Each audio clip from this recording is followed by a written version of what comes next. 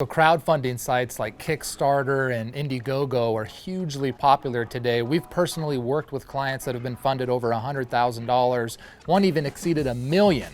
So these are great opportunities if you have a new product or a new service that you'd like to get funding for, but how do you market for it? Well, let's break down 8 tips on how you can really build up your Kickstarter and Indiegogo marketing campaign. Tip number 1 is to create some exceptionally strong videos. Video is such a huge part of these campaigns and the success of them. In fact, when you go to a Kickstarter page, for example, the video is really the anchor of the page. And so it's super key. So you're gonna wanna develop a 2 to 3 minute video that tells your story, really breaks down the product and is inspiring to a certain extent to motivate somebody to be inspired to fund that project. And so come up with a really good baseline video, and then from that, really come up with a series of short videos that you can use for video ads leading up to the campaign.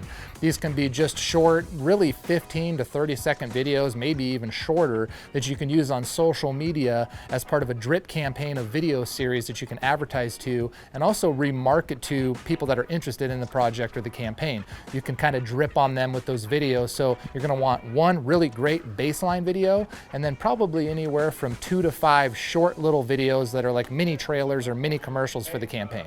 Tip number 2 is some great product photography if it's a product that you sell.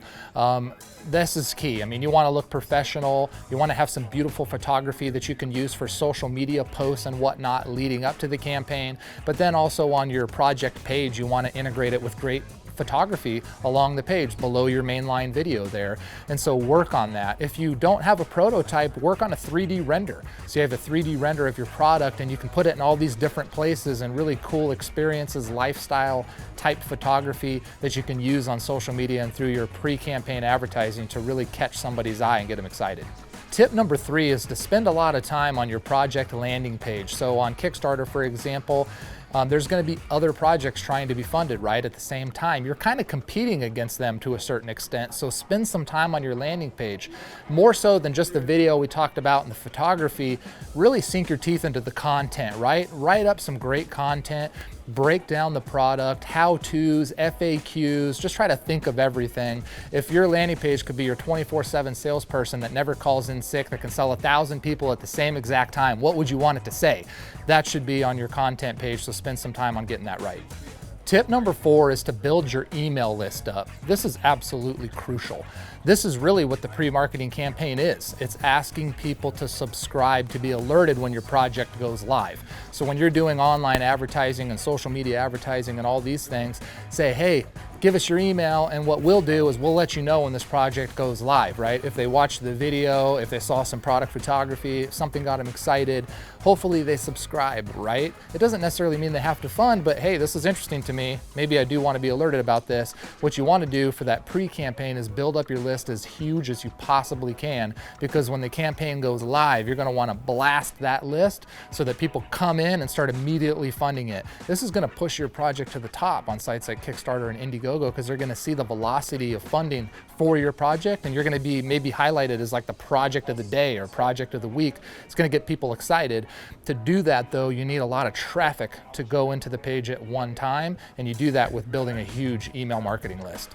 Tip number 5 is to think about maybe doing a press release. Think about news agencies and outlets and media outlets that you can get your campaign out in front of before you go live. Get the news out, get the word out, right, about this thing that you're doing, that people can get excited and get behind and start funding.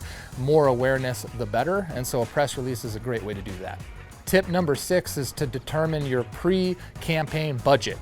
And so what are you going to invest in your marketing campaign leading up to going live with your project? What I would recommend is 20% of your funding goal.